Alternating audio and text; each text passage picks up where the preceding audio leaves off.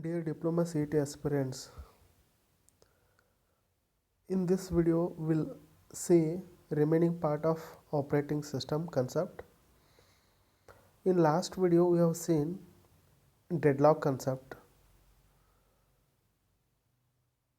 Before initiating the today's session, we had a deadlock concept. There we have studied important concept like what are the different necessary conditions for deadlock to occur, mutual exclusion, hold and wait, no preemption, circular wait. And we had different methods for handling the deadlock. First, we prevented and avoided the deadlock using avoidance algorithm and prevention algorithm. Second, we detected the deadlock. Then we also recovered the from the deadlock. Third method for handling deadlock is we are going to pretend there is no deadlock in our system. We also studied resource allocation graph for single instance resource. Then multiple instance resource, we use the Banker's algorithm. For deadlock recovery method, we use two methods: process termination and resource preemption.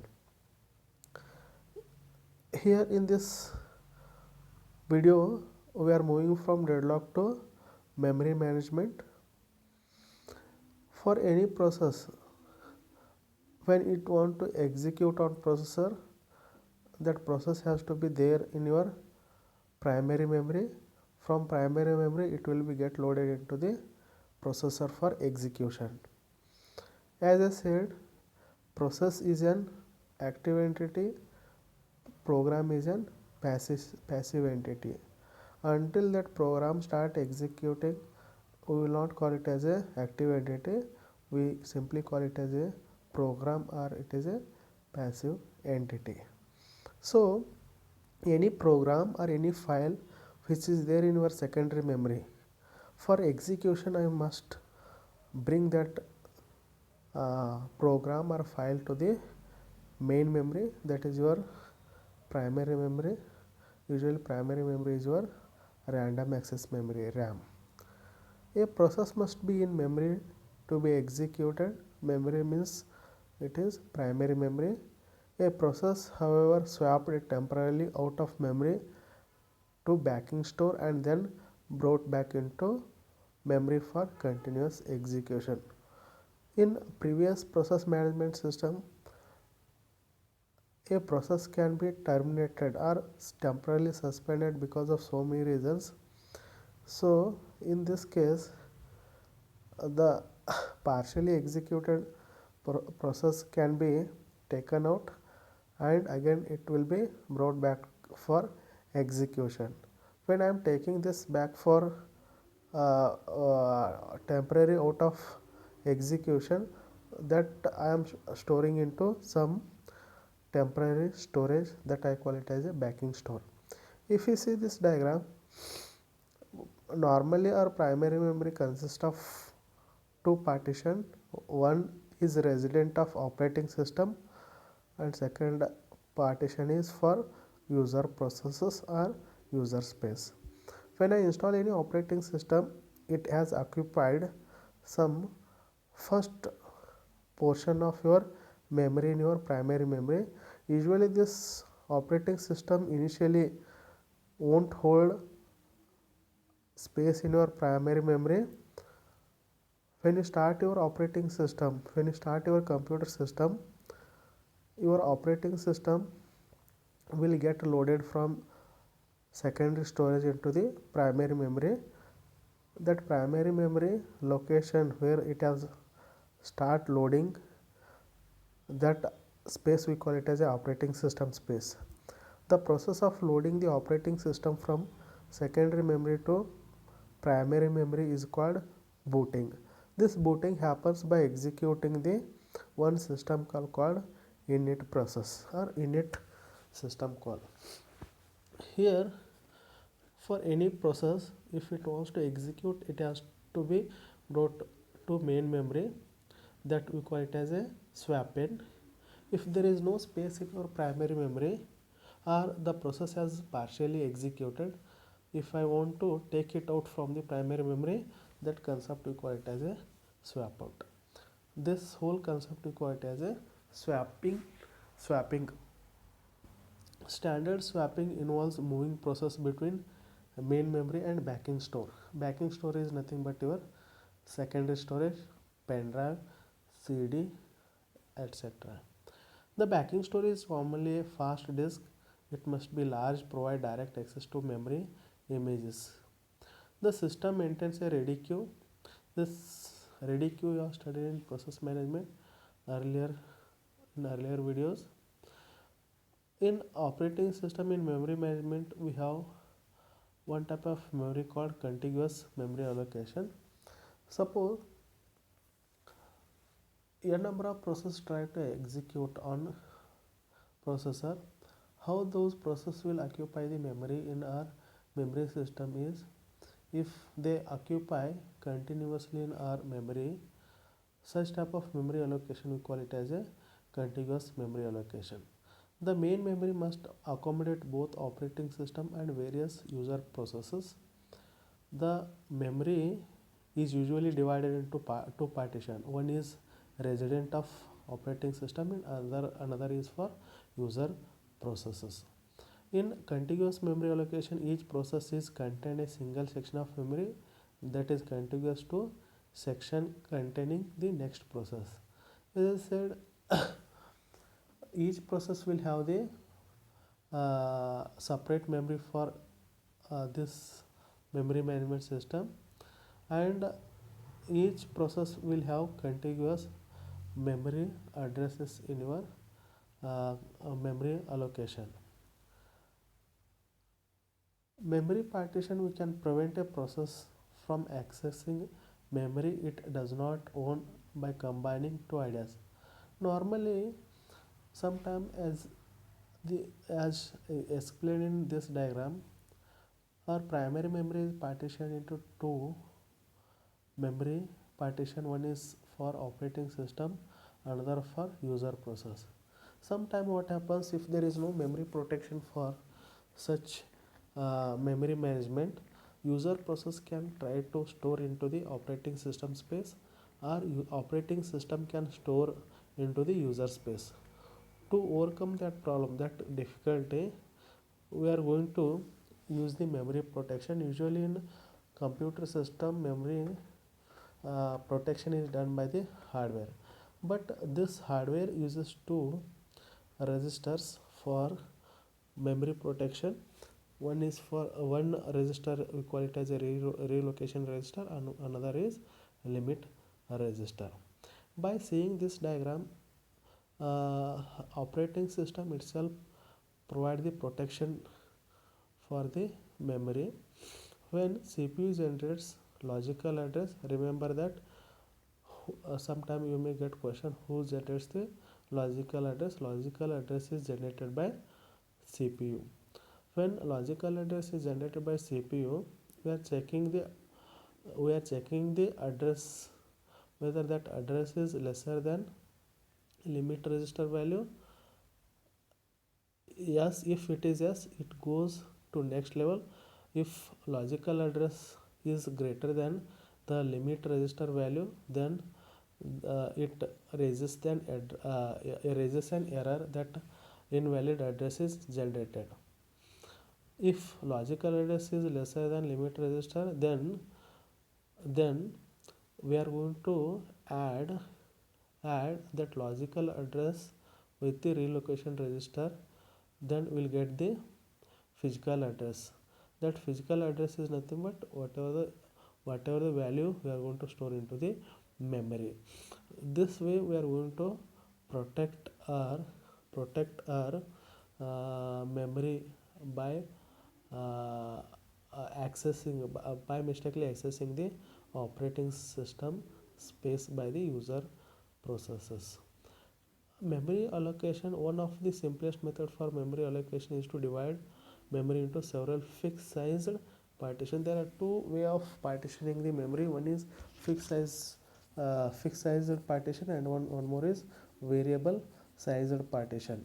In fixed size partition, every memory slot or partition will have the equal size. Like if I partitioned all the memory in 10 kb, then all partition will have the size 10 kb itself. But if if the problem with this partition is the size of process more than this fixed size, then it is very difficult to store the same process in multiple partition.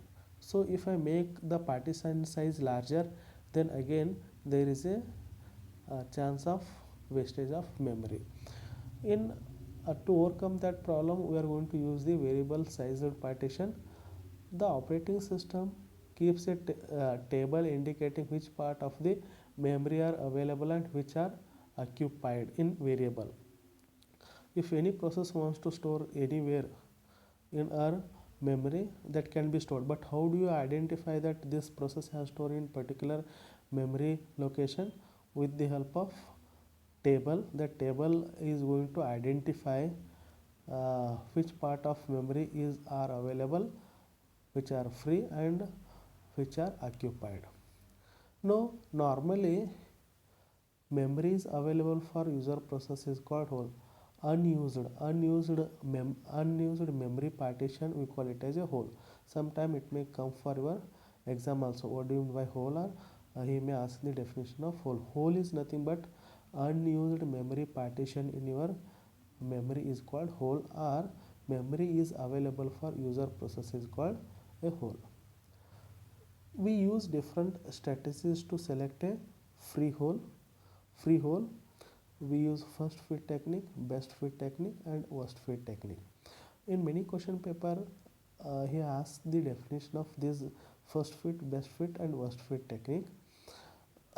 In this, from this slide, at least we will get 1 to 2 questions. Either it may be related to memory protection, or it may be related to first fit, best fit, worst fit, or it may be related to external fragmentation or internal fragmentation. Now in first fit technique, whatever the available free holes are there, I am going to allocate the required processes for those available free holes. How? Allocate the first hole that is big enough. Now directly ask the definition of this concept. In first fit, allocate the first hole that is big enough. In best fit, allocate the smallest hole that is big enough. In worst fit, allocate the largest hole for the process. By saying this, you won't understand, so I prepared one example for this one. So I have a total 6 memory partition. They are free, and this memory partition size is 300 kb, 600 kb, 350 kb, 200 kb, 750 kb, 125 kb. These are available spaces, memory partition in my system, and we have total 5 process, and each process size is there are total 5 processes, and each process has different sizes. First process size is 115 kb, second process size is 500 kb, third process size is 358 kb, fourth process size is 200 kb, and fifth process size is 375 kb. Now total 5 process I want to store into a available 6 memory partitions or holes. I use 3 strategies or techniques: first fit, best fit, worst fit. First I'll explain the first bit. In first bit, what I supposed to do, I select the first process, and I check whether that 115 will store into the that available first hole or not. If it fits, then I am going to store that first process into that first slot or first hole.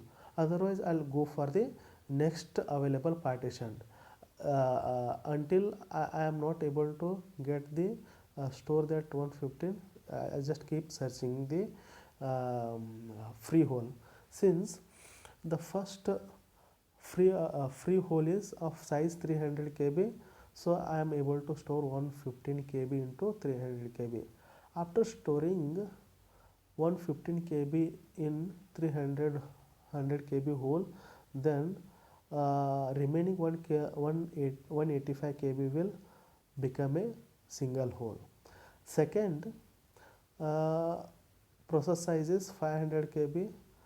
In first 300 kb, 115 kb has used, 180 kb is available. I cannot fit 500 kb into 185 kb. Then I'll go for second hole, second partition. It is of size 600 kb. Now I am able to store 500 kb into 600 kb. Yes, I am going to store, but after storing 500 kb I'll be having 100 kb as the whole from that 600 kb. Next, process size is 358 kb. 358 kb I can store. I am not available spaces are 185 kb, 100 kb, 100 kb. Then I have 350 kb. Then I have 200 kb, 750 kb and 125 kb. So this 350 kb I cannot fit into 350 kb. 358 I cannot fit into 200. 350 I can store into 750. So 350 will be storing into 750. Now after that, storing of 358 kb in 750 kb partition. Now I'll get the whole as 392 kb. So after that we have next process size is 200 kb. First I'll check the first hole 185 kb. It is not, it won't fit. Then next hole is 100 kb. It won't fit. Next available space is 350 kb. Yes, I can store that 200 kb into 350 kb hole. After storing 200 kb I'll get the 150 as a whole. Again I have 375 kb as process size. This 375 I am unable to store in 185. I am unable to store in 100. I am unable to store in 150. Even I am unable to store in 17 kb. So what I do, I'll store this 370. I know that after storing 358 kb, I got a bigger hole 392 kb. There I can store 375 kb process. So after storing that one, I'll get 17 kb as whole from it. So this is the way of using the first bit technique. In second bit, in best fit technique, you need to sort the memory partition in ascending order, so that it is very easy to assign the process size into the available memory partition or holes. So after sorting this available this one 115 kb 115 kb process size I directly store into the smallest available hole is ours is 125. This 115 process kb process I can store into the 125. After that what I'll get 10 kb as whole. Next 500 I am going to store into 600 kb memory partition. After that I'll get 100 kb as the whole. And 358 I am not able to store. I'm going to identify the smallest eligible hole for storing this 358. So here again we have the 750 as our partition. There I am going to store 58 KB process into 700 KB. So after that I got bigger hole 392. Then I want to store 200 KB process size. I need to identify the best fit, best available hole for 200. I know that there is exactly 200 available partition is there. That 200 I exactly store into 200 partition. There is no hole left from it. That is 100% true. Such type of mapping should be there. Then 375 last process size 375, which I store. There is no enough space for storing 375 from available holes, so I directly go into the 392 available hole. It is already there. I occupy 375 and I got a 17 KB as free hole after storing 375 into 392 partition. This is the way of using the best fit. In best fit we need to find the best available memory partition to fit the process size. Before that we need to sort the memory partition so that you can easily assign the process size into the memory partition. In this worst fit, we are going to exactly opposite of best fit. We are going to allocate the smallest means first process size into the bigger available hole. See here in this 115 I allocated this to biggest available hole is 750. I allocated it, so I got 635 as the whole. So after that second process is 500 KB. That 500 KB again I allocated from this 635. I got the 135 as the my available hole.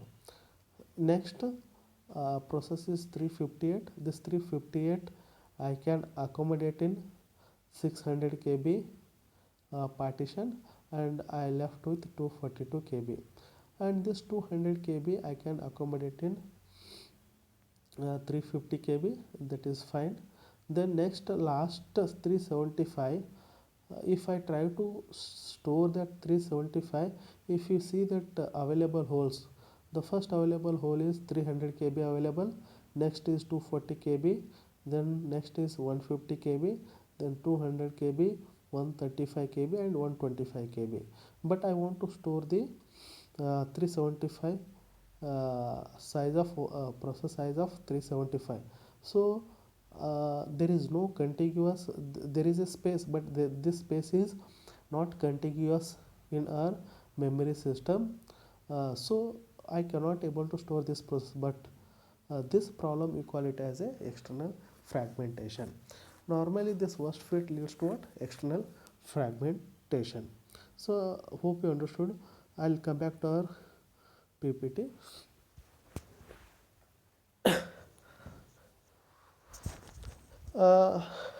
External fragmentation is nothing but as processes are loaded and removed from the memory, the free memory space is broken into little pieces. External fragmentation when exist when there is enough total memory space to satisfy a required, but the available space are not contiguous.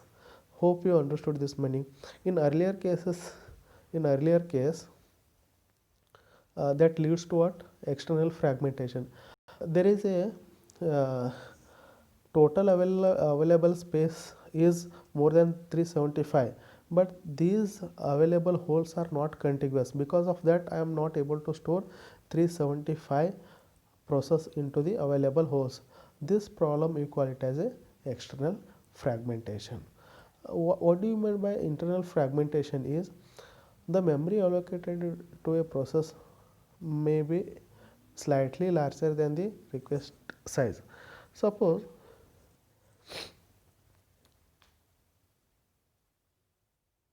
I have a memory size, process size as 5 KB, but the system has given the memory partition as 10 KB.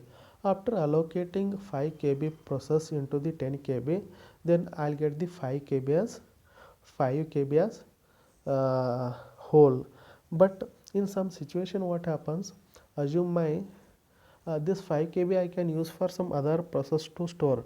There is a chance, high chance is that suppose I have a process size of 9 KB, 9 KB, but system has allocated, we have the partition of size 10 KB. After storing 9 KB process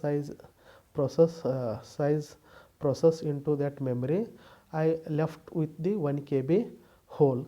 This 1 KB I never get chance to store any uh, process into 1 KB. That 1 KB is internal to that process what you have allocated. So this type of fragmentation we call it as a internal fragmentation.